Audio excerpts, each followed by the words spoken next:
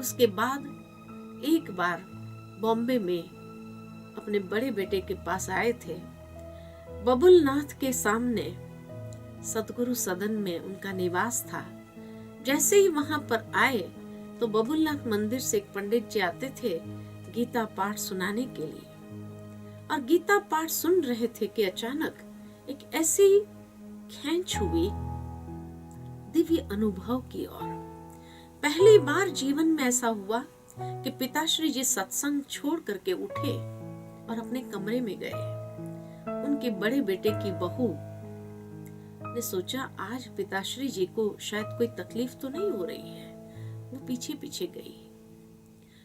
तो उस समय क्या नजारा देखती है कि कमरे में पिताश्री जी अर्ध पद्मासन में बैठे हैं और ध्यान मग्न स्थिति में है, आंखें बंद है। वो खड़ी हो गई वहां सामने। थोड़ी देर में देखा कि पिताश्री जी के बंद नेत्र खुलने लगे और एकदम दिव्य प्रकाश आंखों से सारे कमरे को प्रकाशित कर रहा है। इतना अनंत प्रकाश जैसे फैल रहा है। फिर उनके मुख कमल से 3 महावाक्य उन्होंने सुने। पहला महावाक्य था निजानंद स्वरूपम शिवोहम शिवोहम, ज्ञान स्वरूपम शिवोहम शिवोहम, प्रकाश स्वरूपम शिवोहम शिवोहम। और ये 3 महावाक्य सुनने के बाद फिर वो प्रकाश चला गया, नेत्र बंद हो गए। और उसके बाद जैसे ही पिताश्री जी अपने ध्यान मग्न स्थिति से नीचे आए, आते ही पहला सवाल यही पूछा, कहाँ गई वो लाइट, कहाँ गई वो लाइट। उनके बेटे की बहू ने सवाल पूछा, आप ठीक हो, क्या हुआ, क्या देखा आपने। कहा एक बहुत शक्तिशाली अनंत प्रकाश था। ऐसा महसूस हुआ कि जैसे वो प्रकाश मेरी ओर आ रहा है और जैसे मुझ में प्रवेश हुआ और मेरे मुख से कुछ उच्चारण किया, और उसके बाद वो लाइट वापस चली गई। कहाँ गई वो लाइट, कहाँ गई वो लाइट। तब उसके बेटे की बहू ने ये बात बताई कि ये 3 महावाक्य उच्चारण हुए हैं। परमात्मा का पहला दिव्य अवतरण, और परमात्मा ने अपना ही परिचय पिताश्री ब्रह्मा बाबा के द्वारा दिया कि मैं निज आनंद स्वरूप, मैं शिव हूं, मैं शिव हूं। मैं प्रकाश स्वरूप, मैं शिव हूं, मैं शिव हूं। मैं ज्ञान स्वरूप, मैं शिव हूं, मैं शिव हूं। और इस तरह से पहला दिव्य अवतरण परमात्मा का था। ऐसा वो दिव्य अनुभव। लेकिन उसके बाद जब वापस हैदराबाद सिंध गए तो वहां पर प्रतिदिन ये अनुभव होने लगा। प्रतिदिन परमात्मा अवतरित होकर के उनके मुख कमल से कोई न कोई महावाक्य उच्चारण करते थे और घर में ही एक सत्संग आरंभ होने लगा। अड़ोसी पड़ोसी मित्र संबंधी भी धीरे धीरे आने लगे और धीरे धीरे ये सत्संग बढ़ता गया। करीबन 900,000 लोग उस सत्संग में आते थे।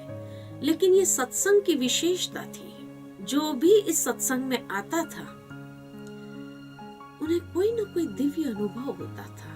किसी को श्री कृष्ण का साक्षात्कार होता था, किसी को नारायण का साक्षात्कार होता था, किसी को विष्णु का साक्षात्कार होता था, किसी को सत्योगी स्वर्गीय दुनिया का साक्षात्कार होता था, तो किसी को महाविनाश की लीला नजर आती थी। काफी अच्छी तरह से लोगों के अंदर ये बातें फैलती गई। लोग धीरे धीरे उस सत्संग में आने लगे, उस दिव्य अनुभव को प्राप्त करने लगे। ये सत्संग जैसे बढ़ता गया, लेकिन फिर धीरे धीरे परीक्षाएं भी आई। कई लोगों ने ऑपोजिशन भी किया। पता नहीं दादा क्या जादू करते हैं, पता नहीं ऐसे कैसे ये दिव्य अनुभव कराते हैं, कि सत्संग बंद होना चाहिए। काफी परीक्षाओं से गुजरना पड़ा।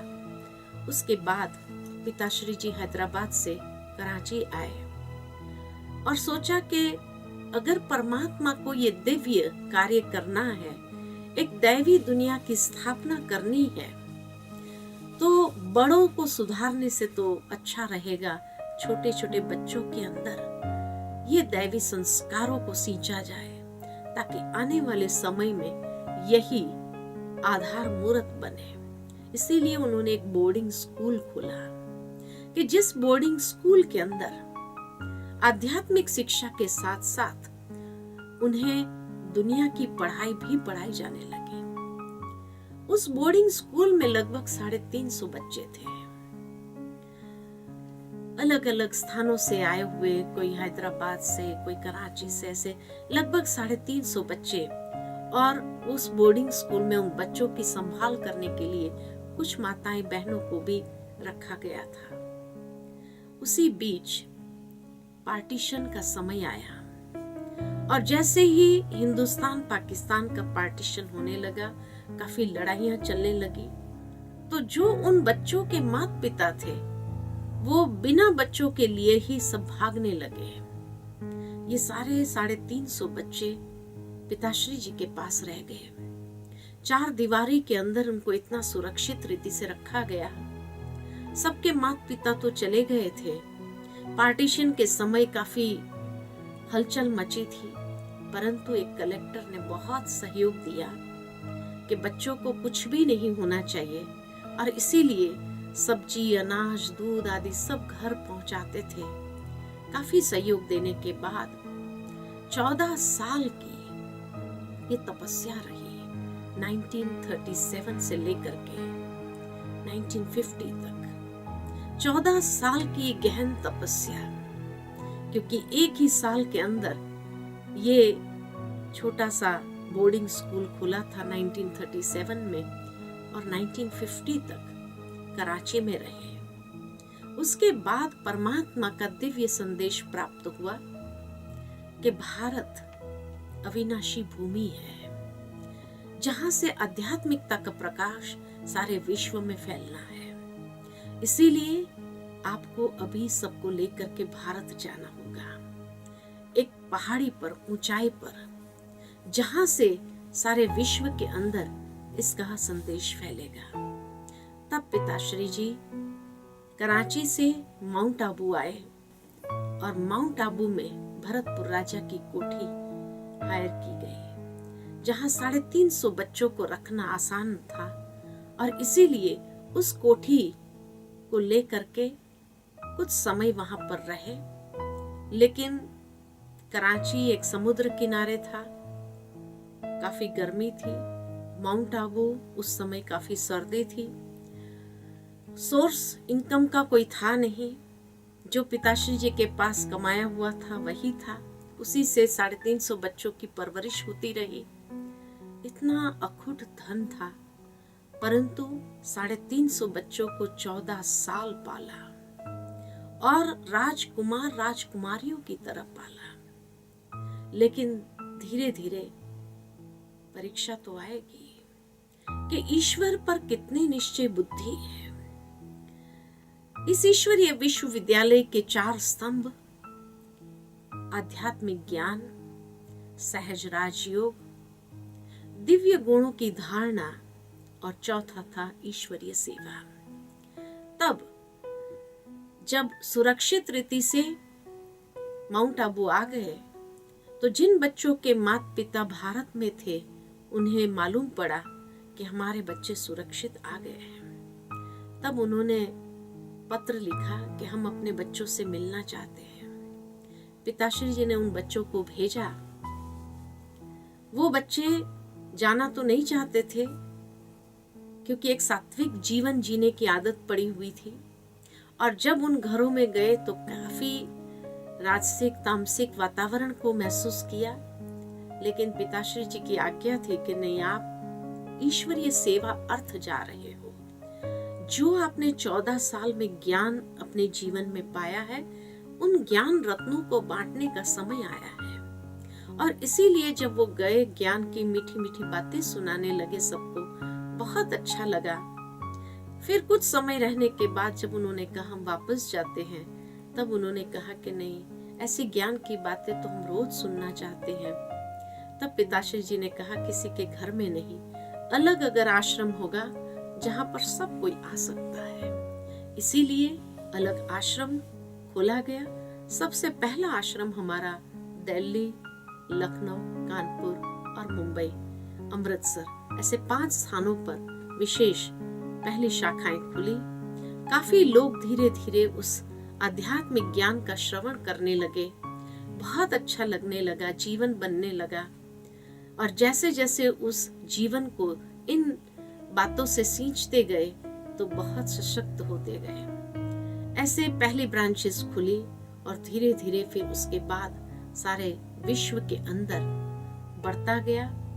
विदेशों में पहली ब्रांच हमारी खुली 1972 में, लंदन में, हांगकांग में और अफ्रीका में।